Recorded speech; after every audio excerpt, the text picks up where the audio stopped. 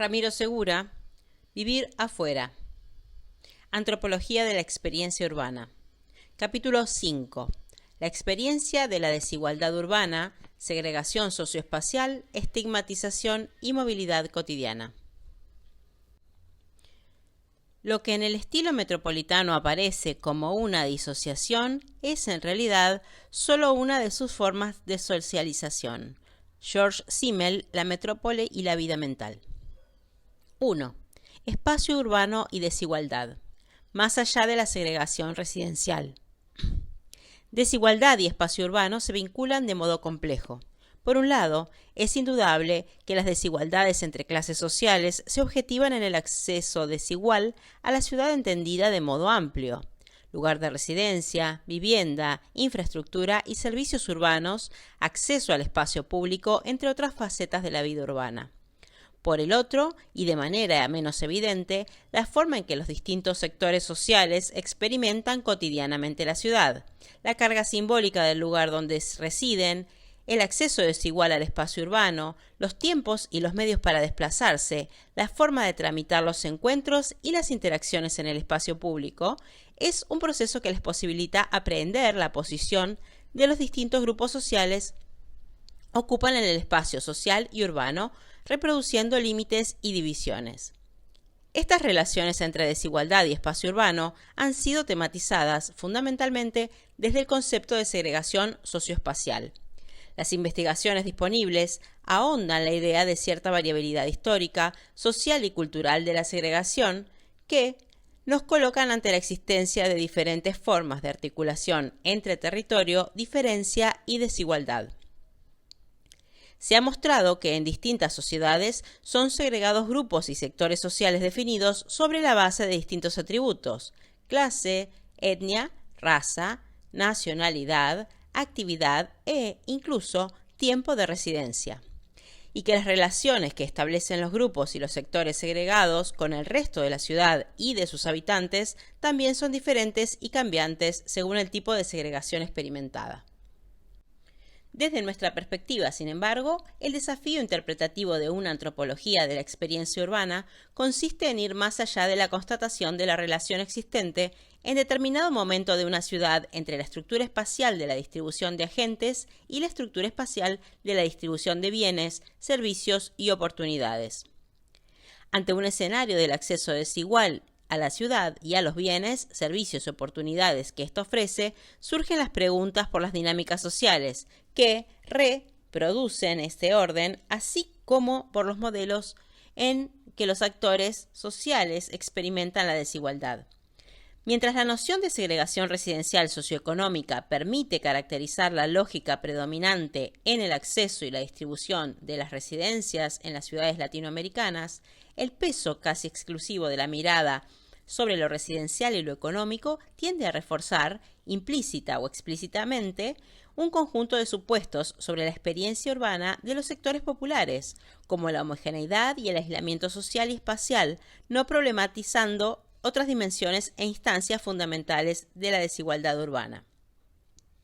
En primer lugar, difícilmente la segregación se reduzca en nuestra ciudad a un fenómeno económico, pues no se puede desconocer la habitual estigmatización y racialización tanto de los espacios residentes como de los sectores populares, como de las relaciones de clase de la sociedad argentina. Esto no toma equivalente a los barrios populares con los guetos raciales, pero nos recuerda que antes que unidimensional, la segregación consiste en un proceso en el que se intersectan distintas dimensiones de la vida social y no necesariamente se traduce de manera nítida en el espacio urbano. Miremos brevemente la experiencia urbana cotidiana de los migrantes de países limítrofes. A las representaciones sociales negativas que comúnmente asocian con la ilegalidad, la anomia y las formas variadas de contaminación, a los trabajadores pobres y a sus lugares de residencia se les suma una diversa situación de interacción cotidiana, un estigma específicamente racial o étnico que acompaña a los migrantes tanto en los espacios residenciales socialmente heterogéneos y donde la nacionalidad, la etnia y la raza importan, como mucho más allá del lugar de residencia. en el espacio público, en el transporte público, en las instituciones educativas y sanitarias, en el ámbito laboral, entre otros. En segundo lugar, también parece cuestionable detenerse una manera exclusiva de la distribución de las residencias en el espacio urbano, pues se entiende equívocamente a la segregación como sinónimo de desigualdad urbana.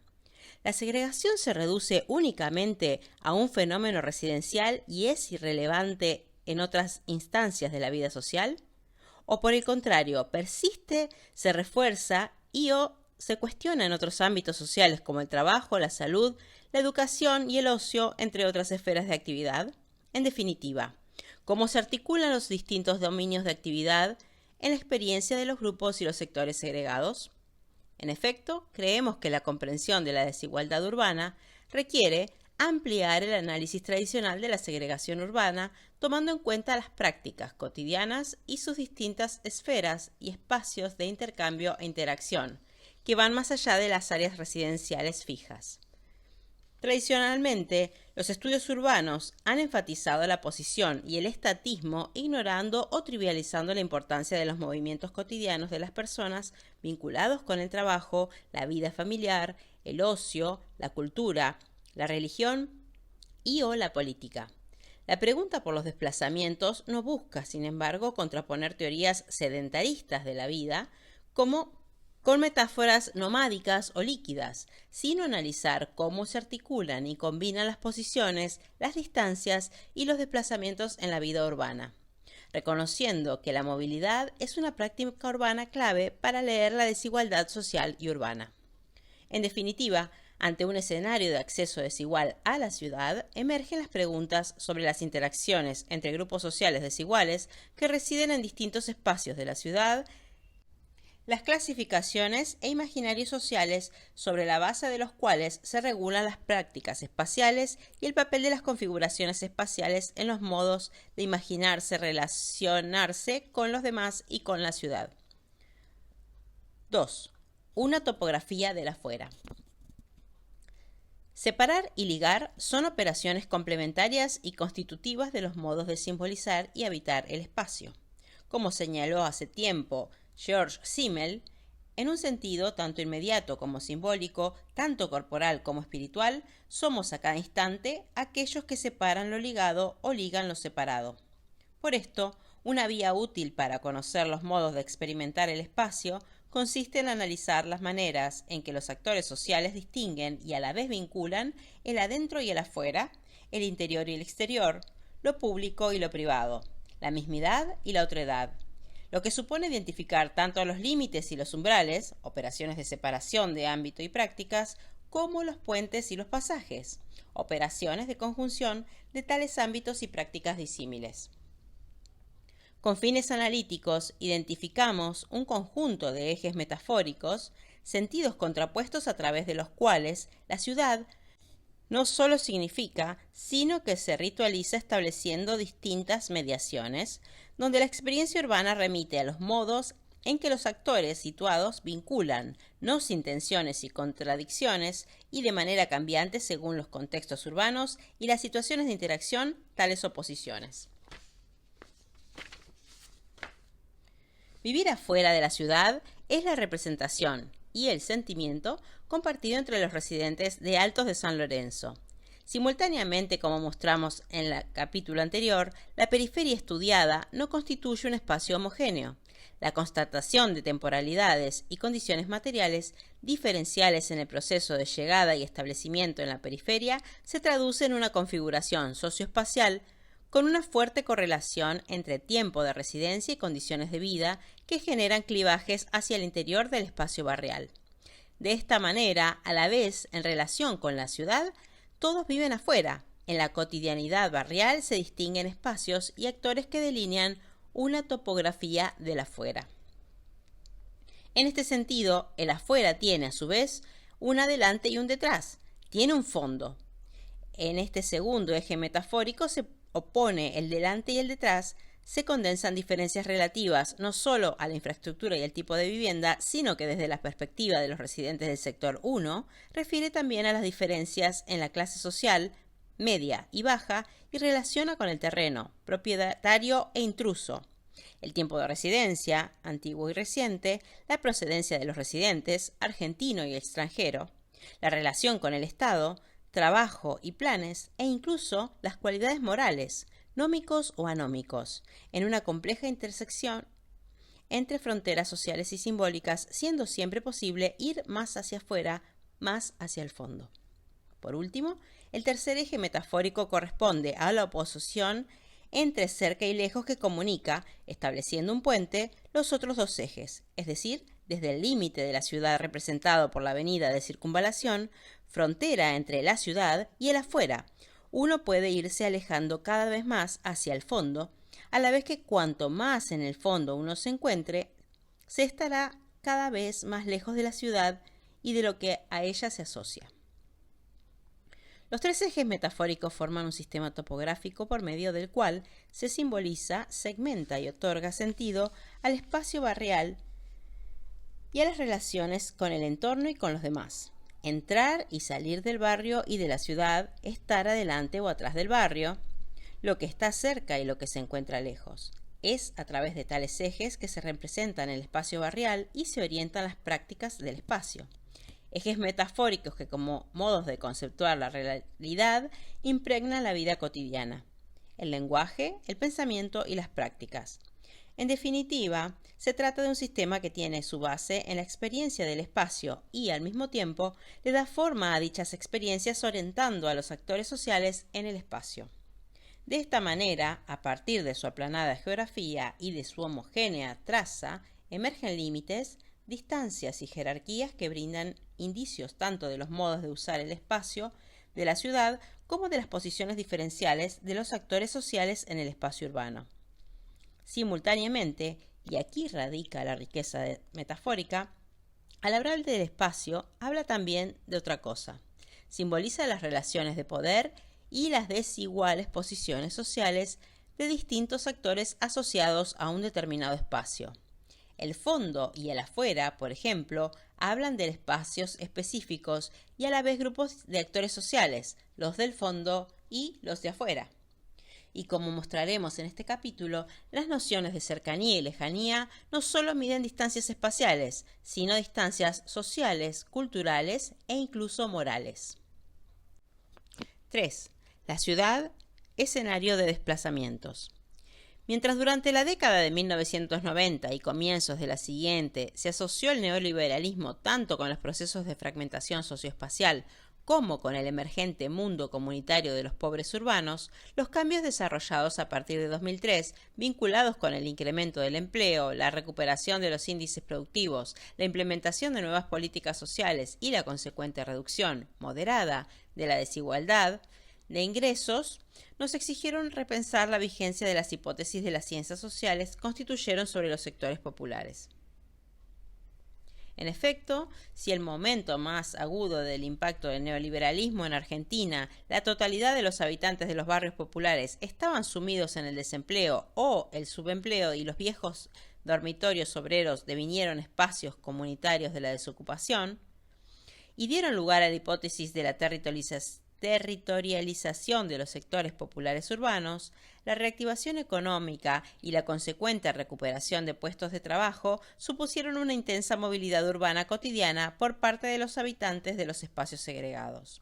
Ante este panorama, sostenemos que la experiencia cotidiana de la desigualdad socioespacial no puede ser completamente explicada con los conceptos surgidos a la luz de la experiencia neoliberal, así como tampoco es posible diluir esa experiencia en una celebración de la reducción de la desigualdad de ingresos, más aún cuando ya existe cierta evidencia incipiente de los límites de esa política distributiva. Nota al pie. Vale señalar, además, que antes de referir y delimitar o estar asociados de manera unívoca al espacio físicos, conceptos y estables, el uso de tales categorías socioespaciales remite a dimensiones relativas y a posiciones que ocupan los actores sociales y los vínculos que establecen entre sí. Por esto, como observó Manuel Delgado, El dentro y el afuera son en esencia campos móviles que no tienen por qué corresponderse con escenarios físicos concretos, puesto que es posible que dentro se refiere tanto al espacio privado de la casa como al barrio y también al casco urbano. Y lo mismo podemos sostener que los demás ejes, ya que, como hemos identificado en nuestro propio trabajo, lo que está al fondo o lejos depende de la perspectiva del actor y de su posición en el sistema barrial de relaciones. Contra cualquier ilusión de esta en presencia de una clave de lectura unívoca,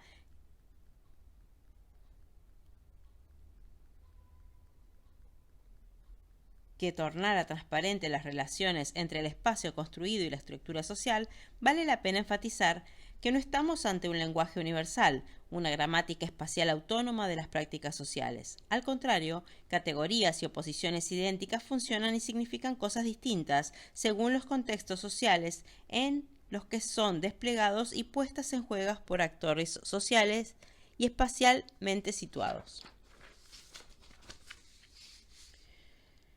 Aún reconociendo los procesos de territorialización y la importancia del territorio barrial en la vida cotidiana de los sectores populares, tendencias generalmente reforzadas por nuestras elecciones metodológicas centradas precisamente en el barrio, la experiencia urbana de los habitantes de la periferia no se agota ni coincide con los límites del espacio residencial. En muchos estudios sobre segregación socioespacial, implícitamente se adopta el punto de vista dominante como dato de la realidad, que se podría sintetizar de la siguiente idea. Vivimos en ciudades donde los ricos no ven a ni se encuentran con los pobres. En consecuencia, se describe la vida urbana enfatizando riesgos como la separación, el aislamiento y la ausencia de interacciones entre las clases sociales. Suponiendo que esto sea cierto, que los ricos no ven a los pobres, cuestión que en nuestro caso solo se verifica en lo relativo a los espacios residenciales, es decir, los sectores altos y medios de La Plata que no conocen la periferia pobre, la situación no es simétrica si miramos el fenómeno desde el punto de vista dominado. Los pobres ven a los ricos y conocen sus lugares de residencia. Se desplazan cotidianamente hacia el centro de la ciudad y hacia los lugares de trabajo viajando varias horas diarias, realizan habitualmente trámites que suponen no solo desplazamientos sino también largas esperas para acceder a los servicios públicos, muchas veces se manifiestan políticamente en espacios centrales de la ciudad e incluso, excepcionalmente, pasen por la ciudad buscando disfrutar de algunos de sus beneficios. De este modo, incluso contra poderosos límites económicos, geográficos y simbólicos, los residentes en la periferia se mueven cotidianamente por la ciudad, componiendo distintos escenarios de desplazamiento, practicando el lugar, produciendo espacios. Por esto, además de la cotidianeidad barrial, instancia de la vida social frecuentemente privilegiada por las ciencias sociales cuando estudia a los sectores populares, debemos prestar atención a sus desplazamientos por el espacio urbano. En este sentido, vale recordar que los residentes en la periferia no solo viven afuera, sino también lejos de los bienes y servicios necesarios para la reproducción de su vida. La lejanía no refiere única ni exclusivamente a la cantidad de metros que separan la vivienda de otros ámbitos urbanos como la escuela, el hospital, el trabajo, la administración pública y los espacios de ocio, generalmente ausentes en el barrio. Como señalaba Daniel argumentando sobre la necesidad de un centro de salud en el barrio, el hospital de niños, el hospital más cercano, está lejísimos y es muy complicado salir de acá. Tenemos ómnibus por 31, pero acá al cementerio hay muchísimas cuadras. De acá al cementerio, donde ya pasan muchos micros y se pueden tomar para todos lados, pero para la gente de acá son de 90 a 70, son de 20 cuadras y hay que caminarlas. En la misma dirección, Azucena reclamaba por espacios educativos para sus hijos pequeños. Un jardín maternal acá no hay. Desde que tienen un año me decían, mandala a un jardín maternal. Y yo dije que no podía. Me queda lejos. Había un jardín que está por 66 y 131 y es re lejos para mí, es re lejos. Y en ese entonces no tenía los recursos para decir me voy en bici porque no tenía bici. Me voy en micro porque no tenía plata y para pagar algo tampoco, así que mejor esperé hasta los 3 años, que recién fue el año en que pudo entrar al jardín. Distancia refiere en estas experiencias tanto al espacio físico que media entre la vivienda y el hospital o el jardín más cercanos, como también a las dificultades para salir del barrio, ya sea por su inaccesibilidad, las 20 cuadras que deben caminar hasta la parada de ómnibus más cercana que los lleva al hospital, ya sea por las cercanías de medios de locomoción o el dinero para cubrir los gastos de desplazamiento. La distancia, entonces, no consiste únicamente en un atributo cuantitativo. Además de la distancia física, hay que contemplar otros aspectos geográficos como la modalidad de localización, abierta o cerrada, continua o discontinua, accesible o inaccesible, así como las vías y los modos en que la distancia es suprimida, es decir, las formas y los medios disponibles de desplazamiento. Richard Sennett, en 1997, ha señalado que tanto la planificación urbana moderna, con sus líneas rectas primero y sus autopistas después, al igual que el énfasis de reducir el tiempo, eliminar obstáculos e incrementar el confort y el placer del viajero, han favorecido la indiferencia por los lugares que se atraviesan y han incrementado de este modo la pasividad de quien los atraviesa. Precisamente lo opuesto a lo que ocurre con los residentes de la periferia, para quienes desplazarse y cubrir grandes distancias supone múltiples esfuerzos y donde podríamos pensar que el cuerpo siente y aprende la distancia física y social que los separa de bienes y servicios fundamentales para vivir. En esta dirección, Bourdieu ha sostenido que la ubicación en el espacio de la ciudad y las distancias que se deben recorrer traducen las posiciones y las distancias sociales. La incorporación de las estructuras de orden social se realizaría en gran medida a través de la experiencia prolongada e indefinidamente repetida de las distancias espaciales que se afirman en distancias sociales y a través de los desplazamientos y movimientos del cuerpo en esas estructuras sociales convertidas en estructuras espaciales y con ello naturalizadas. Organizan y califican entrar y salir, ciudad y barrio, cerca y lejos. Por esto, la traducción espacial de las desigualdades sociales debería pensarse no solo en términos de enclaves fijos, sino también en clave de gradientes móviles, diferenciales que posibilitan u obturan el acceso, la permanencia y el disfrute de la ciudad, sus bienes y sus oportunidades, en la medida en que la vida urbana se encuentra vertebrada por la movilidad. Esta última tiene un peso específico en la calidad de la primera. En este sentido, la movilidad cotidiana urbana constituye una práctica social de desplazamiento diario a través del tiempo y el espacio urbano que permite el acceso a actividades, personas y lugares, cuyas características constitutivas serían su carácter copresencial, su calidad espaciotemporal y su rol en la accesibilidad. En su libro Mobilities, John Urry, en 2007, agrupó los sentidos ambivalentes acerca de la movilidad en 4 ejes. En primer lugar, la movilidad puede ser una capacidad o cualidad de las personas o de los objetos valorados generalmente en términos positivos, ser móvil. En segundo lugar, movilidad se asocia en algunos usos a multitud, temida precisamente por su movilidad indescifrable. Así, movilidad adquiere aquí una valoración negativa. En tercer lugar, en sus usos sociológicos habituales, movilidad remite a las trayectorias ascendentes o descendentes de los agentes en la estructura social, movilidad vertical. Por último, el término refiere a la movilidad geográfica, que incluye desde migraciones internacionales desde un extremo hasta desplazamientos cotidianos en el otro, movilidad horizontal. De esta manera, nos encontramos entre sentidos positivos y negativos de la movilidad, así como también ante movilidades verticales y horizontales. Estos pares de oposiciones dan lugar a diversos y cambiantes articulaciones entre ellos y abren una variedad de problemas para investigar en la ciudad. Por un lado, la movilidad cotidiana puede ser una práctica valorada de manera positiva o negativa dependiendo de quiénes, dónde y para qué movilizan.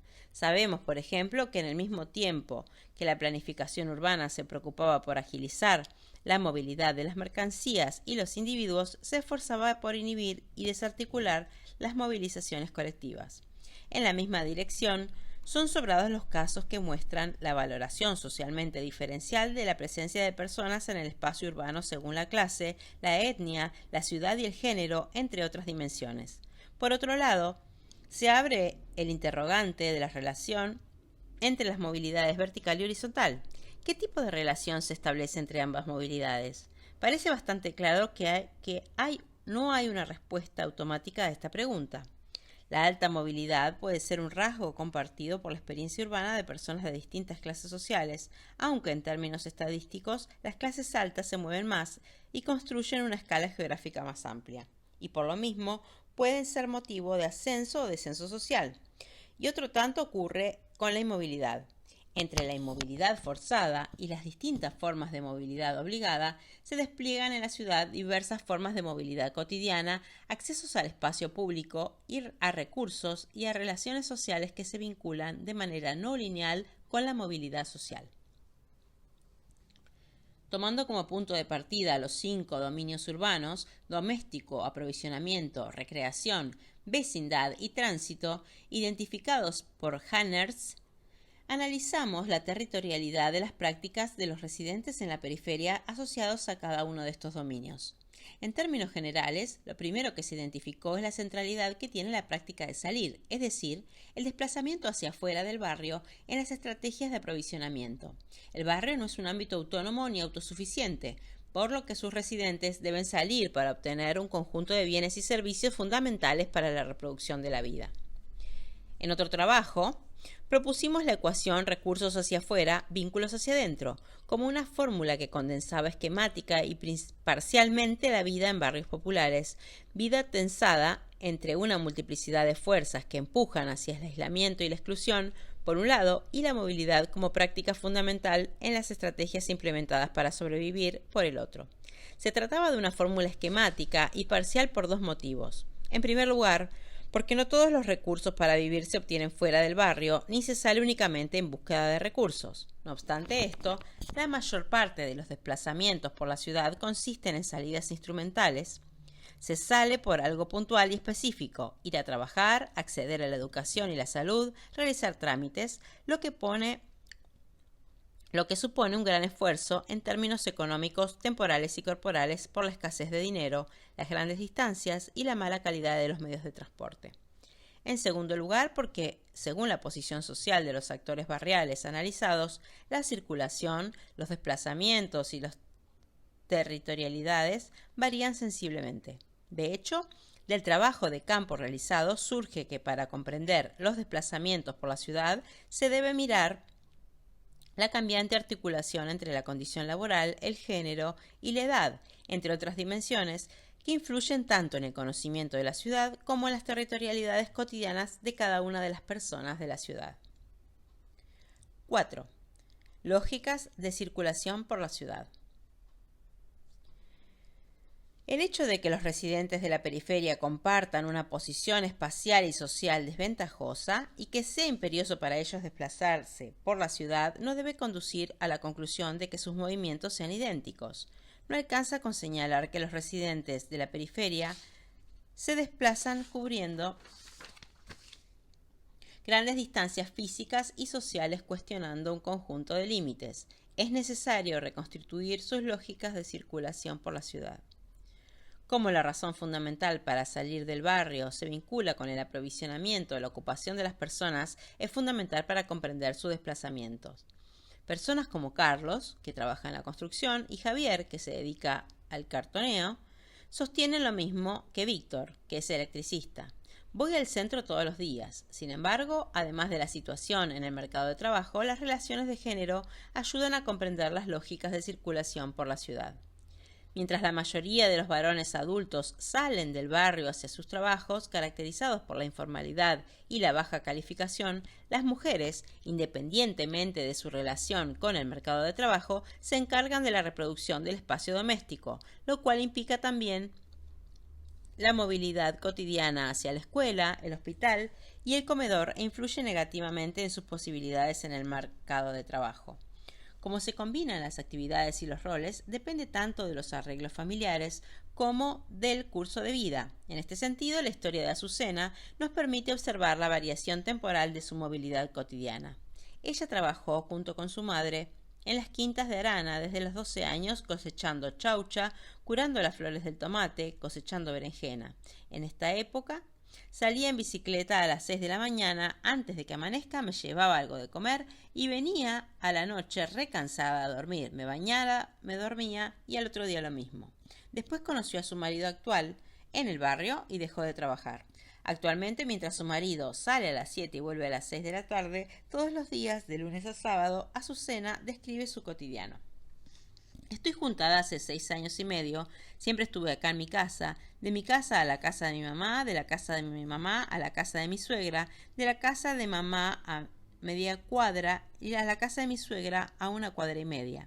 Tal vez a la semana voy al comedor, trabajo ahí porque tengo un plan que me dieron ellos, voy ahí y charlo porque vienen madres que se acercan. Mónica combina sus tareas en el comedor con el trabajo en las quintas, en un vivero en Arana junto a su marido. A diferencia de su marido, que trabaja toda la semana, ella va al vivero 2 o 3 días a la semana. Su marido va y viene del trabajo todos los días en bicicleta. Mónica cuenta su día.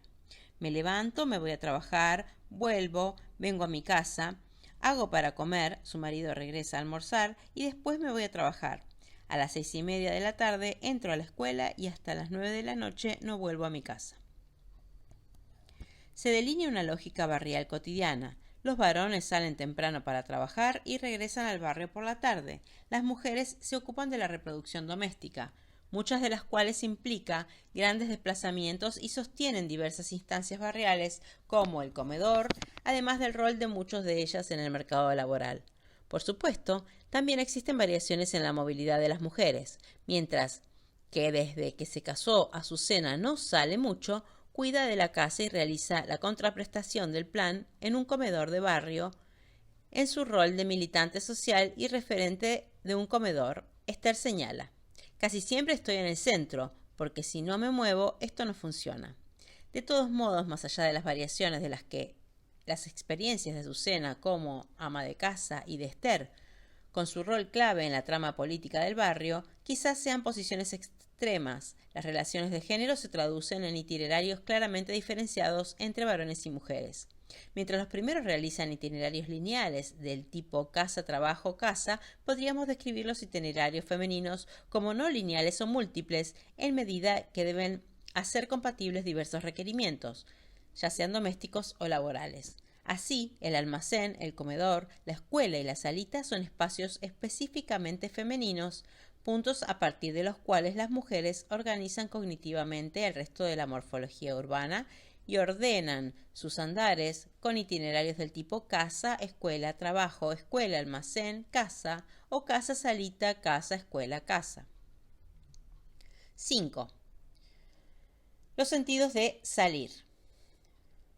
¿Qué suponen los gestos en principio elementales de entrar y salir? Se pregunta Manuel Delgado. Existen diversas respuestas a la pregunta acerca de los sentidos de entrar y salir, vinculadas fundamentalmente a las cualidades, oportunidades y riesgos atribuidos tanto al adentro como al afuera. En este sentido, una larga tradición asocia el adentro con la protección, ámbito donde se supone que estaremos al amparo de las inclemencias del mundo exterior que para la cultura moderna, desde Descartes a la Reforma, aparece gravemente devaluado. Entrar entonces resulta idéntico a ponerse a salvo de un universo exterior percibido como inhumano y atroz. La oposición básica de la vida social de Brasil, propuesta por Roberto da Mata, entre casa y calle, es deudora de esta tradición. La casa como un ámbito de protección y seguridad de la persona a través de lazos de reciprocidad familiar en oposición al anonimato, la impersonalidad y el peligro para el individuo en el espacio público moderno y burocrático de la calle. Si el análisis de da Mata de calle se evalúa desde la lógica de la casa, George Simmel realiza la operación inversa. Su preferencia de la puerta por sobre el puente responde a que mientras el último comunica entre dos puntos delimitados, en la puerta encuentra la posibilidad de salirse a cada instante de esa delimitación, la casa hacia la libertad. La de Simmel es así una de estas visiones que hacen el elogio de la experiencia exterior, esto es, de la vida fuera de la vivienda, a la intemperie de los espacios urbanos, convertido en un dínamo de sensaciones y experiencias. Se reconoce de este modo las potencialidades del acto de abrir la puerta para salir. El salir, quizás, por ser riesgoso, es valorado desde estas perspectivas porque habita la capacidad de cambiar, de devenir una u otras cosas, de salirse de los lugares y los roles de la casa. Desde una perspectiva feminista, Teresa del Valle llamó la atención acerca de las necesidades de distinguir entre interior y exterior y privado y público, remarcando que no existe necesaria correspondencia entre ambos órdenes. Muchas veces la mujer sale de la casa y sus roles en el exterior reafirman su pertenencia al espacio interior. En una dirección similar, en la investigación sobre movilidad cotidiana en Santiago de Chile, Paola Girón mostró que la accesibilidad limitada a la ciudad para los grupos de menores ingresos se traduce habitualmente en la sensación de estar encarcelados, experiencia que se refuerza para las mujeres con el mantenimiento de roles tradicionales de género. Esta experiencia del encierro en un contexto donde la movilidad es importante para la reproducción de la vida, salidas instrumentales, y se pone de manifiesto cuando los actores relatan prácticas excepcionales ligadas al consumo, al ocio y a la política. De esta manera, una experiencia cotidiana confinada al espacio barrial y específicamente a la casa, como la de Azucena, contrasta con sus excepcionales paseos por la ciudad, la cual le disgusta por el tema del tráfico, que es peligroso para el que va caminando, y disfruta por las plazas, las flores, las casas. Por ahí, cuando vemos con mi marido o cuando voy sola, miramos las casas, las formas de las casas. En la misma dirección, Marisol relata su experiencia en las manifestaciones políticas. Ahí donde voy, un poco a despejar, porque paso mucho tiempo acá en la casa. Vamos con algunas compañeras del comedor, vamos porque miramos, porque es tranquilo, para ver, para salir al aire. Aparte conoces gente, ves la gente. Para una mujer como Marisol, ama de casa, las marchas constituyen una oportunidad para salir de la casa, despejarse, mirar y conocer gente. Su forma de hablar condensa los sentidos asociados al salir por contraposición con el estar adentro, despejarse, salir al aire. Así, en situaciones como las relatadas, salir adquiere un alto contenido simbólico, pues permite escapar momentáneamente a una cotidianeidad anclada y circunscripta a los límites del barrio, y en el caso de muchas mujeres, de la casa, por una conjunción de barreras económicas, ya sea escasez de dinero, geográficas, distancias, inaccesibilidad y medios de transporte, políticas públicas territorializadas que tienden a reforzar el aislamiento y roles de género tradicionales. En síntesis, salir del barrio es una práctica sumamente necesaria para las estrategias de aprovisionamiento, tanto de dinero a través del mercado de trabajo como de bienes y servicios como la salud y la educación. Sin perder de vista que no se sale únicamente por estos motivos, el ocio, el consumo y la política también se encuentran entre las razones más excepcionales y con importante carga simbólica. El vínculo predominante que se establece con la ciudad es de carácter instrumental. Se sale por algo concreto y si no hay motivos concretos para salir, se queda en el barrio. En este punto es importante recordar que la posición social de los actores, si tienen trabajo, si militan, etc., es el factor explicativo fundamental de su movilidad.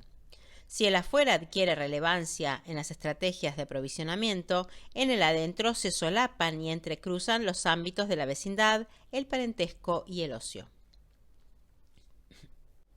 6. Relaciones de tránsito, interacciones y estigmas. La ciudad ha sido caracterizada como el espacio que posibilita el encuentro entre extraños, esto es, la diferencia, la complejidad y la extrañeza como aspectos constitutivos de la experiencia urbana. Estas relaciones de tránsito, que combinan la proximidad espacial y la distancia social, se caracterizan por una interacción social mínima entre actores que recíprocamente extraños, desconocidos y o anónimos. ¿Cómo se procesa social y cotidianamente en el espacio urbano este juego de heterogeneidades, de anonimatos, de alteridades?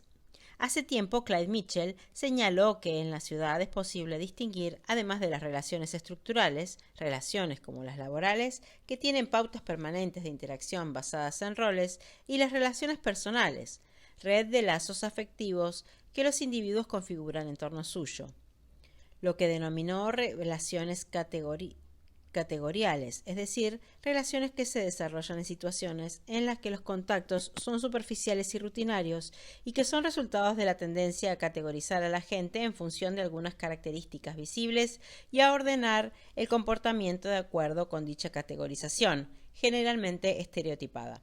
La experiencia cotidiana del espacio urbano ha sido descrita como una sociedad de miradas agoravisual, donde, ante todo, cuenta lo observable a primera vista, lo intuido o lo insinuado mucho más que lo sabido. En la experiencia de vivir la ciudad, somos máquinas de hacer inferencias donde, como puso de manifiesto Bourdieu, los gestos más insignificantes, la vestimenta y los rasgos corporales pueden brindar pistas sobre la identidad de quien las realiza y el lugar que ocupa en el espacio social. En este sentido, las relaciones categoriales constituyen un modo de simplificar o codificar el comportamiento en situaciones que de otro modo serían no estructuradas, con la consecuencia habitual de reproducir estereotipos y prejuicios. Así como estas relaciones nos remiten constantemente al problema de la accesibilidad y a la diversidad en la ciudad, ya que la gente reacciona no solo al hecho de estar cerca, sino a estar cerca de tipos particulares de personas, las interacciones en el espacio público exceden la relación entre anónimos, poniéndose en juego mecanismos de alteridad-identidad. Marcas o atributos funcionan como indicios de la edad, el género, la etnicidad, la clase y la ocupación, entre otras, promoviendo, según los casos, el acercamiento, la indiferencia, el temor, el rechazo. Precisamente por esto, las relaciones de tránsito, relaciones de interacción mínima constitutivas de la ciudad, constituyen un ámbito de la vida urbana relevante para entender la experiencia urbana de quienes residen en un barrio periférico. ¿Cómo experimentan sus propios desplazamientos por la ciudad?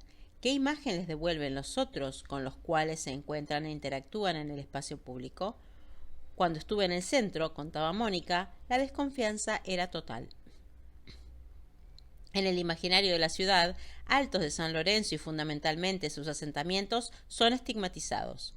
Ubicados en la periferia pobre de la ciudad, alejados de los circuitos cotidianos de la mayoría de los habitantes y altamente estigmatizado en tanto espacio atravesado por la pobreza y asociado con la criminalidad, constituyen un punto de referencia en cierta geografía simbólica que regula prácticas, significaciones y afectos en la ciudad.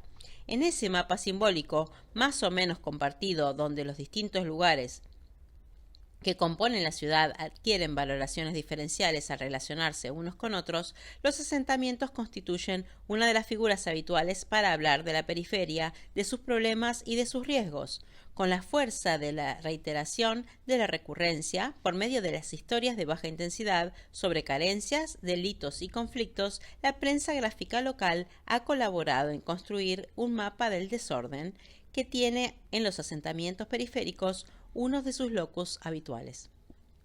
En la dinámica social cotidiana, los residentes del sector 1 se demarcan de tales señalamientos. Establecen un fuerte clivaje con los asentamientos y desplazan el estigma hacia quienes allí habitan. En esta dirección,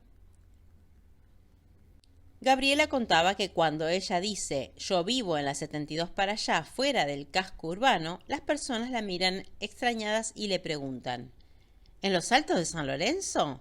«Sí, en los Altos de San Lorenzo».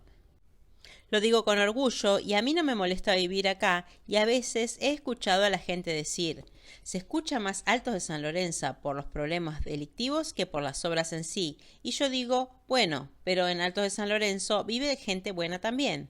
como que nos relacionan con el delito y todo eso, entonces yo digo, vive gente buena, vivo yo, risas, desde siempre. En la respuesta de Gabriela se evidencia su esfuerzo por cuestionar la habitual asociación lineal y esquemática entre determinado espacio y determinado tipo de gente. Se trata de un cuestionamiento parcial del estigma territorial que recae sobre la zona. Acá hay gente buena también.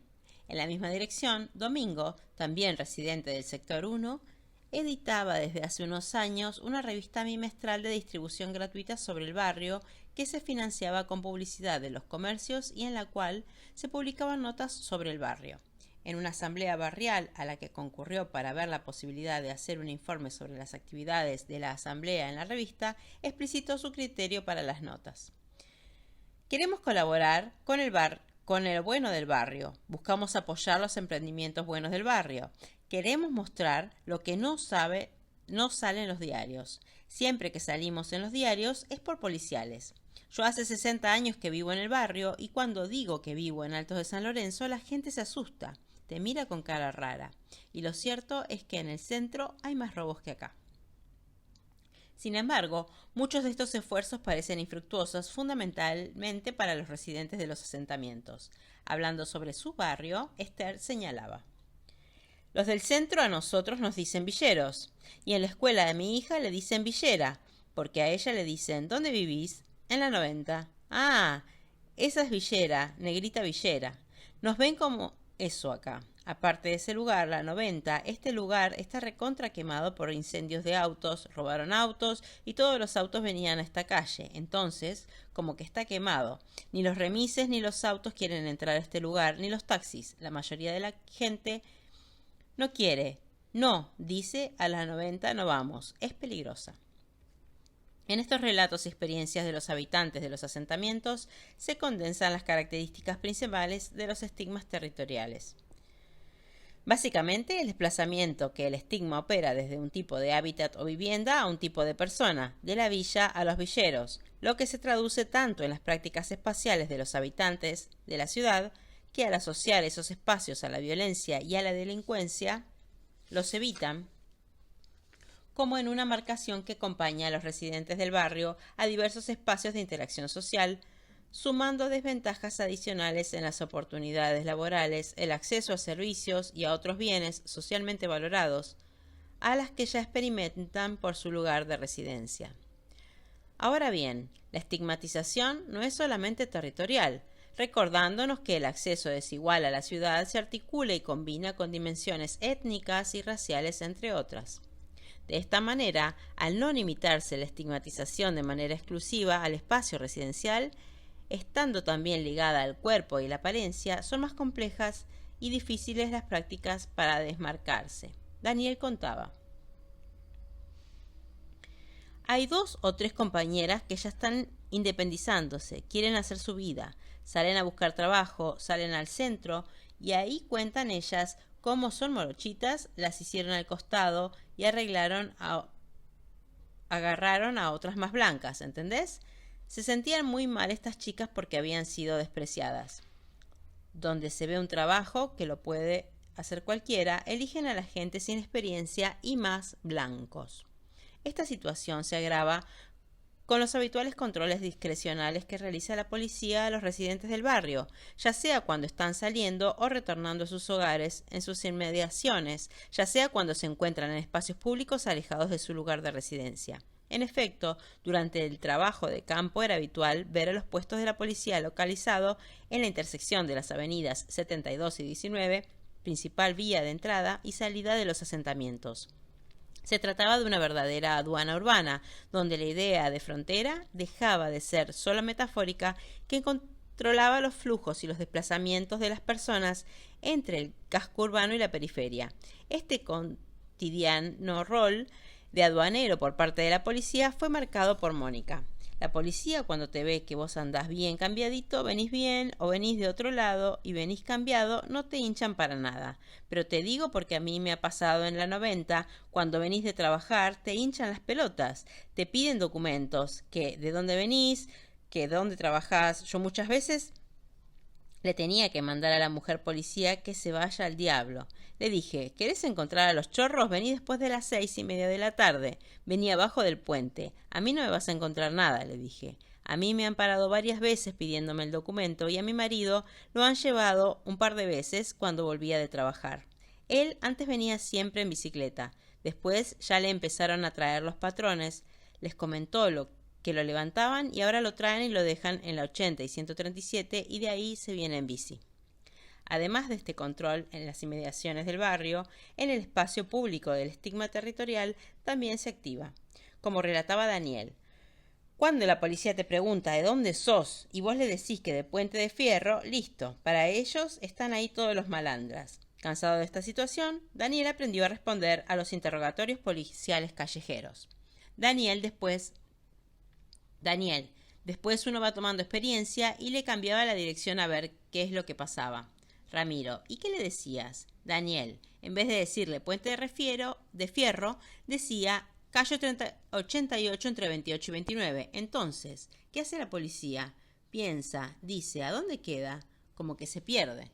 La anécdota es reveladora. El cambio en los criterios de referencia y localización desde el nombre propio estigmatizado, Puente de Fierro, a la racionalización y cuantificación del espacio propio de los criterios abstractos de la grilla fundacional de la ciudad, le permiten al menos situacionalmente desmarcarse.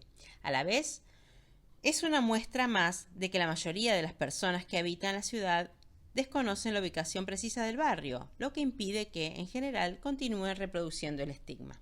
De esta manera, además de los obstáculos económicos y geográficos, los residentes en los asentamientos son objetos de estigmatización cotidiana en múltiples ámbitos de la vida social: trabajo, educación, salud, políticas sociales, a la cual muchas veces se oponen cuestionando los argumentos sostenidos acerca de ellos, y también en la circulación de los espacios públicos, en los espacios transicionales entre el barrio y la ciudad. 7. Clase, juventud y estigmatización. Muchos jóvenes, fundamentalmente los jóvenes varones, no tienen lugar ni en el barrio ni en la ciudad, pues como señala Sarabí, se encuentran fuera de la escuela, ya que los índices de deserción escolar son elevados, fuera de la casa, espacio de adultos generalmente de pequeñas dimensiones, y fuera del mercado laboral, con la excepción de changas esporádicas en el sector informal. Nota al pie. De los 104 chicos y chicas del barrio Puente de Fierro, menores de 19 años, que durante el año 2008 participaron en el programa del Ministerio de Desarrollo Social de la provincia de Buenos Aires, 47% asistía regularmente a la escuela, el 18% asistía irregularmente, el 9% no concurría hacía menos de un año y el 26% había abandonado. El 45% estaba o había estado vinculado a actividades delictivas, el 47% permanecía en las esquinas o deambulaba en el barrio la mayor parte del día. Carecen de espacios propios, no están en la escuela ni en el mercado de trabajo, la casa no es suya, y también les es difícil circular por la ciudad, pues es entre ellos donde el estigma territorial recae con más fuerzas y reduce su perspectiva de accesibilidad y circulación por el espacio urbano. Como relataba Marra, madre de 3 hijos, no pueden ir al centro porque los tienen identificados. La policía les pregunta dónde viven, los levantan y los llevan, y en la misma dirección, y remarcando una diferencia de género, la maestra de una escuela de barrio contaba que cuando les digo que vamos a ir al centro, los chicos dicen que no, las chicas quieren ir, pero los chicos directamente dicen que no porque son discriminados.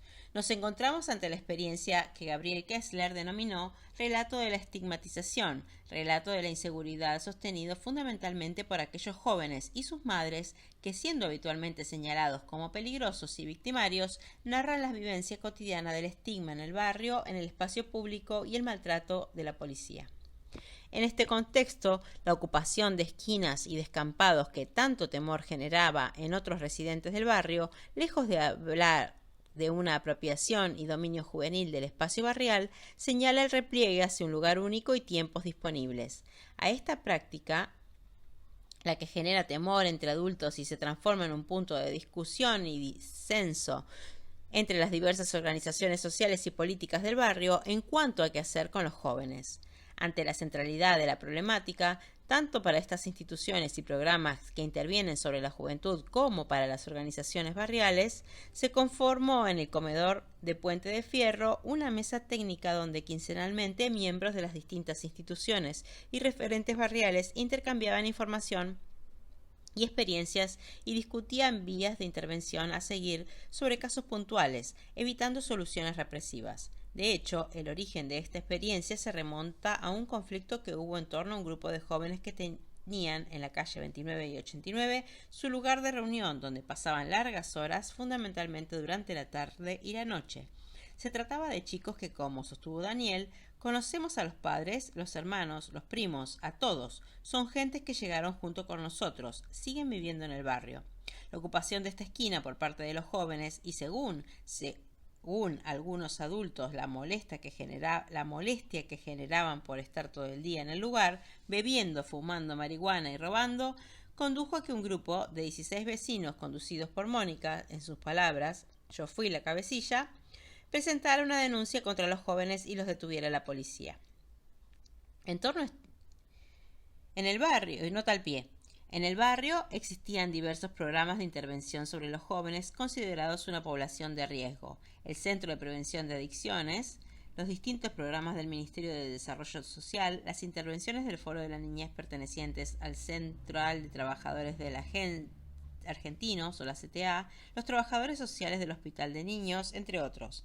Entre las actividades barriales en las que realicé observación principalmente, seguí de cerca el programa del Ministerio de Desarrollo Social de la provincia de Buenos Aires denominado Barrio Adentro, destinado a niños y adolescentes de Altos de San Lorenzo, implementado a partir de 2008 como prueba piloto. Se eligió el centro comunal por ser el barrio designado tanto por el Poder Judicial como por el Poder Ejecutivo como el de mayor índice delictivo en niños y jóvenes. Se trataba de un programa que buscaba generar espacios de contención e integración barrial a partir de talleres de música con los jóvenes, los cuales se realizaban en organizaciones barriales. Yo observé los talleres realizados en los comedores de Esther en la 90 y Rosa en Puente de Fierro, de los cuales surgieron discos compactos con cancioneros compuestos por conjuntos entre talleristas y participantes.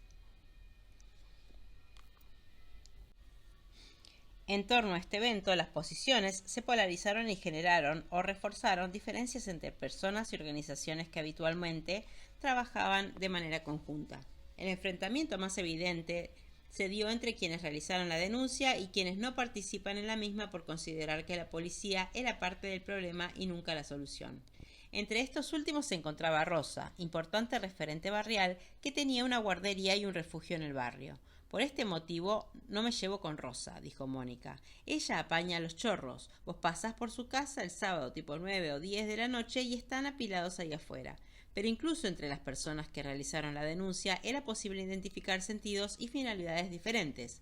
Así, por un lado, Daniel relataba: nosotros hicimos la denuncia no para que vengan y los caguen a tiros en la esquina, hicimos la denuncia asentando que a estos chicos cuando se los llevan presos no los larguen a las 2 horas, sino que busquen alternativas, porque yo creo que hay muchas instituciones, me dijeron a mí, que hay muchas instituciones que los derivan a instituciones que lo pueden ayudar al chico, porque no sirve de nada que lo tengan 2 o 3 horas y lo larguen de nuevo. Sin embargo, por otro lado, Mónico se distanciaba de estas propuestas y recordaba: cuando empezó la asamblea acá, las maestras pedían por los chicos chorros, estos, y nosotros necesitábamos lo más urgente posible una solución. Ellos nos daban todo a largo plazo. Es más fácil que viniera el 911. De esta manera, el estigma territorial que recae sobre los residentes del barrio, y en especial sobre los jóvenes varones, presenta un doble efecto: hacia afuera. En relación con la ciudad, refuerza el límite y la separación, lo cual es atravesado casi exclusivamente por motivos instrumentales hacia adentro. En relación con la vida barrial, potencia la conflictividad interna, estimula la evitación mutua y la desconfianza interpersonal, colaborando de este modo con la producción de la realidad violenta e insegura que nombra. 8. Estructuras de interacción y efectos del lugar. La experiencia urbana de los residentes de la periferia de la ciudad de La Plata remite a un entrelazamiento entre límites y fronteras por un lado y las relaciones e intercambios por otro, mostrándonos que la desigualdad en la ciudad es irreductible a la segregación residencial.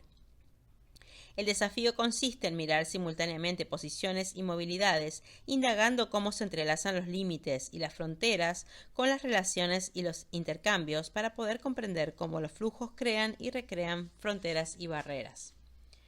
En el intento por comprender las maneras de vivir la ciudad desde la periferia, fue posible identificar un conjunto de límites y presiones, en el sentido de Williams, que tienden a reforzar la separación entre los barrios populares y la ciudad, entre las cuales se encuentran cuestiones relativas a la economía, por falta de recursos y o trabajo, la geografía, por distancias cuantitativas y configuraciones espaciales, la política, ya sea de tipo represivo como los controles policiales, o el modo como se están estructuradas las políticas sociales focalizadas y territorializadas, y la cultura,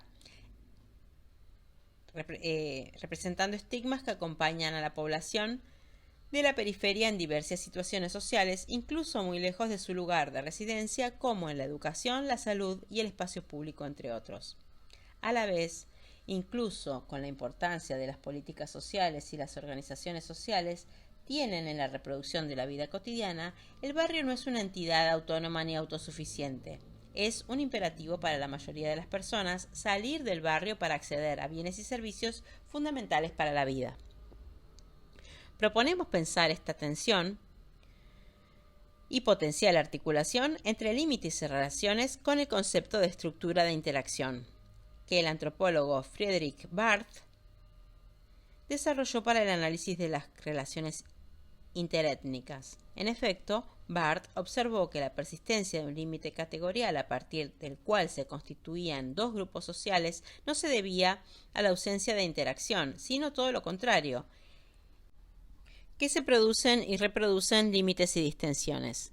En esta dirección, atravesar un límite no supone abolirlo, sino que más habitual resulta que el límite estabilice un tipo de relación y de distinción entre las partes. Cuando esto ocurre, nos encontramos ante una estructura de interacción compuesta tanto por un conjunto de preceptos que regulan las situaciones de contacto y que permiten la articulación de algunos dominios de actividad, como por un conjunto de sanciones que prohíben la interacción entre otros sectores de la vida social. Un acontecimiento resonante en la ciudad quizás ayude a iluminar el argumento. A pesar de las distancias, la estigmatización cotidiana y del hostigamiento policial, era frecuente que algunas chicas y chicos del barrio pasaran algunas tardes y noches en plazas céntricas de la ciudad, lo que generaba preocupación por parte de algunos adultos y efectores de políticas sociales.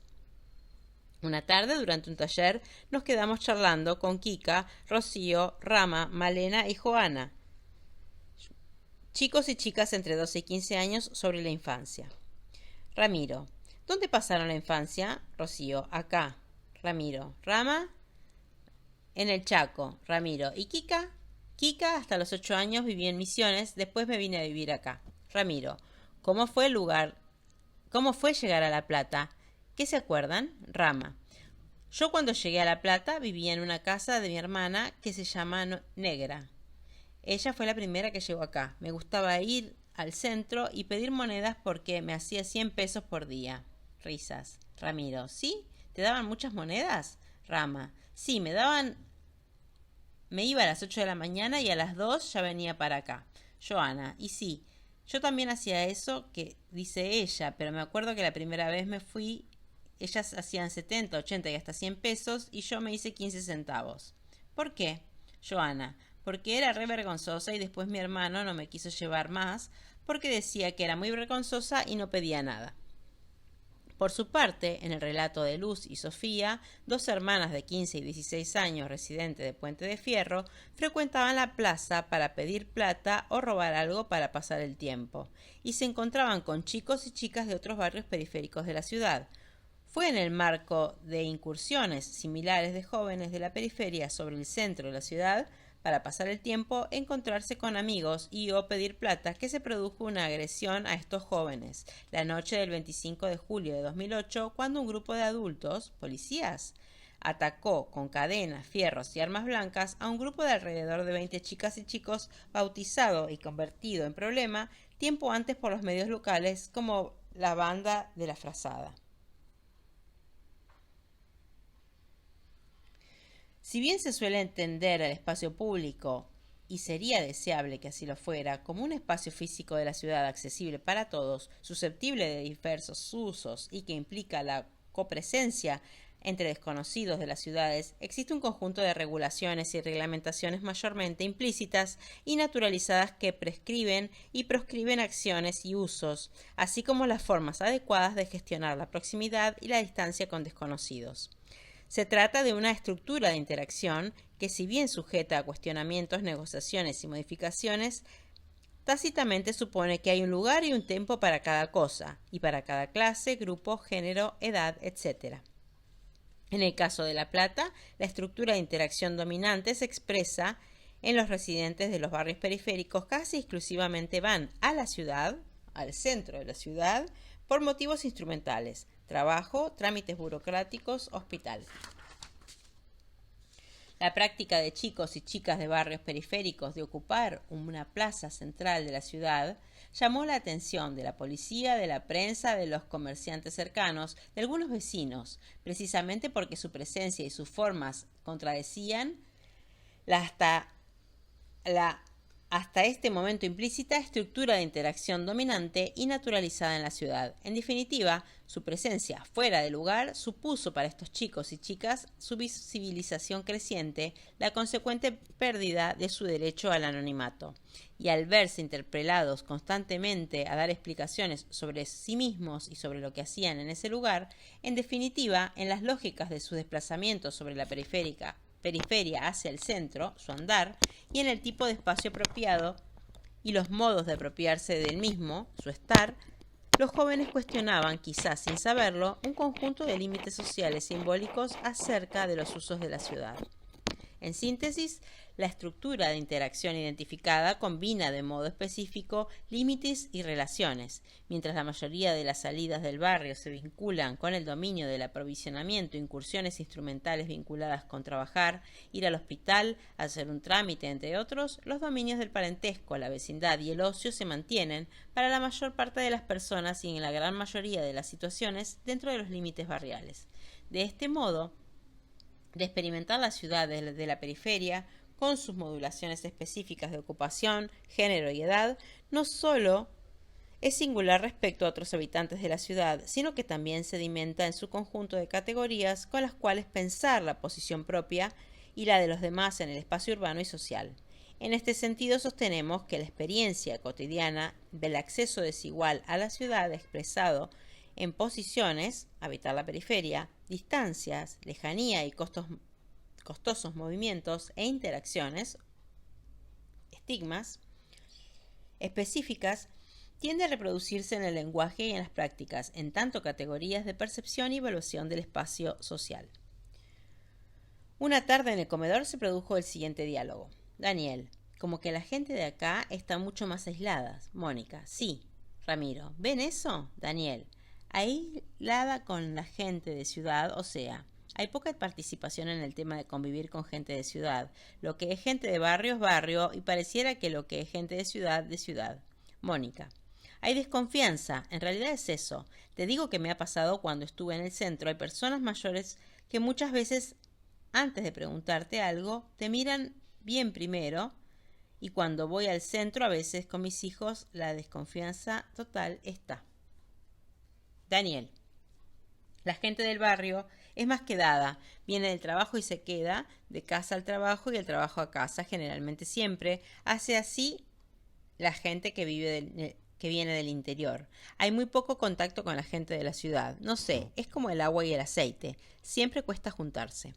De esta manera, los límites espaciales, producto de la objetivación de las desigualdades sociales, se constituyen en límites categoriales para clasificar lugares, objetos y personas. Efectos de lugar por medio de los cuales las posiciones y las distancias del espacio social objetivadas en el espacio urbano se incorporan en los actores sociales como principios de división y visión del espacio social. Somos distintos, coinciden Daniel y Mónica, como el agua y el aceite, y estamos separados y aislados, y separación e aislamiento que se reproducen y en algunas veces se cuestionan en los desplazamientos e interacciones cotidianos en la ciudad. Retomando el epígrafe de Simmel, que da inicio a este capítulo, la experiencia de la disolución y de la separación es, por paradójico que parezca, una forma de socialización. No se trata exclusivamente de ausencia de relaciones e interacciones, sino del tipo de relaciones e interacciones que instauran y reproducen una realidad que se experimenta como aislamiento y separación.